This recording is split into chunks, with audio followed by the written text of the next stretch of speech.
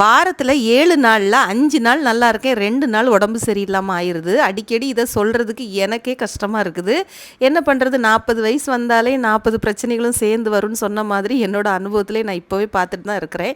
கால்வலி இருந்துக்கிட்டே இருந்தது. அதுக்கான தீர்வு இப்போ மருந்து எடுத்துகிட்டு இருக்கிறனால எம்சிஆர் அப்படின்னு சொல்லிட்டு ஒரு செப்பல் டாக்டர் எழுதி கொடுத்துருந்தாரு. அந்த செப்பல் போட்ட பிறகு கொஞ்சம் பரவாயில்ல.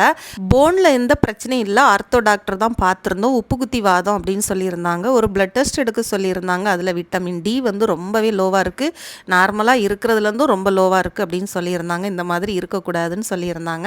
அதுக்கு என்னென்ன சாப்பிட்ணும், சூரிய வெயிலில் அதிகமாக இருக்கணுங்கிறதெல்லாம் சொல்லியிருந்தாங்க.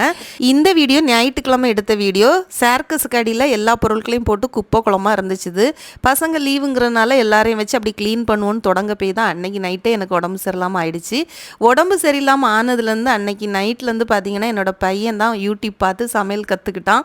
உண்மையிலே ரொம்ப ஆச்சரியமாக இருந்து ஃபஸ்ட்டு டே பார்த்திங்கன்னா கோதுமை தோசையும் பட்டாணியும் இது நானாக சமைச்சேன் அப்படிங்கிற மாதிரி அவனுக்கே ரொம்ப ஹாப்பியாக இருந்தது. அடுத்த நாள் காலையில் கோதுமை தோசையும் சோயா கீமாவும், எனக்கு பேர் கூட சரியாக தெரில, சூப்பராக பண்ணியிருந்தாங்க. அப்புறம் இன்றைக்கி சிக்கன் வாங்கித்தாங்க அப்படின்னு சொல்லி வீட்டுக்காரங்கள்ட்ட வந்து பையன் கேட்டுகிட்டே இருந்தாங்க. சிக்கன் வாங்கி அதையும் கீமா பண்ணியிருக்காங்க. உண்மையிலே என்ன மிஞ்சிட்டாங்கன்னு சொல்லலாம்.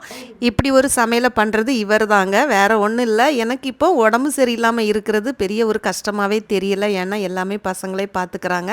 சின்ன பையன் வந்து பார்த்தீங்கன்னா கண்மணி ப்ரூனாவையும் நல்லாவே பார்த்துக்கிறாங்க. நீங்கள் யோசிப்பீங்க எப்படி பிள்ளைங்கள பார்த்துக்கிறீங்கன்னு. எந்த பிரச்சனையும் இதுவரைக்கும்